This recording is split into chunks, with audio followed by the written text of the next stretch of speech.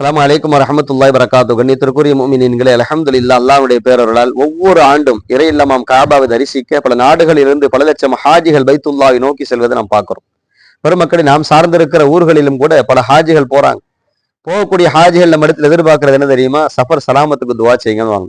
நம்ம ஃபி அமான் இல்லா ஃபி உஜூத் இல்லா, அல்லாஹ்வுடைய பாதுகாவல போயிட்டு வாங்க, அல்லாஹ் நல்லபடியா கூட்டு வருவான் என்று சஃபருக்காக துவா செய்யக்கூடிய அந்த வேலையில ஒரு 3 துவாக்களை அதோடு நாம் இணைத்துக் கொள்ள வேண்டும். ஏன்னா ஸல்லல்லாஹு அலைஹி வஸல்லம் அவங்ககிட்ட சஹாபாக்கள் யாராச்சும் வந்து நான் வெளியூர் பிரயாணம் போறேன், இங்க போறேன், அங்க போறேன்னு சொன்னா ஸல்லல்லாஹு அலைஹி வஸல்லம் 3 விதமான துஆக்களை அவருடைய பாதுகாப்புக்காக செய்வாங்களாம். அஹமது ஷரீஃபிலே பதிவு செய்யப்பட்டிருக்கிற செய்தி இது. முதலாவது அஸ்தௌதியுல்லாஹ தீனக, அவருடைய மார்க்கத்தினுடைய பாதுகாப்புக்காக துவா செய்வாங்களாம். ஏன்னா எந்த டைம்ல எப்ப நம்ம சரிகிறோம்னு தெரியாது. தீன்ல இஸ்திகாமத்தா இருக்கிறதுக்கு துவா செய்வாங்க. நல்லபடியா போயிட்டு நீங்கள் சார்ந்திருக்கிற அந்த மார்க்கத்தோட இஸ்லாத்தோட திரும்பி வந்துருங்க அப்படின்ட்டு துவா செய்வாங்க. ரெண்டாவது அமானத்தக்க, அமானிதத்தினுடைய பாதுகாப்புக்காக துவா செய்வாங்க.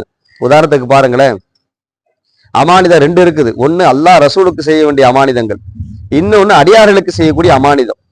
இப்ப ஹஜ்ஜுக்கு போகக்கூடிய ஹாஜிகள் எடுத்து நாம் சொல்லுவோம், காபாவுடைய ஸ்கிரீனை பிடிக்கும் போது என்ன மறந்துடாதீங்க, எல்லா நிலைகளையும் எனக்காக துவா செய்யுங்க, ரசூலுல்லாஹ்வுடைய ரவுலாக்கு முன்னாடி நிற்கும் போது என்னுடைய சலாத்தை சொல்லுங்க. இதுவெல்லாம் அமானிதங்கள்.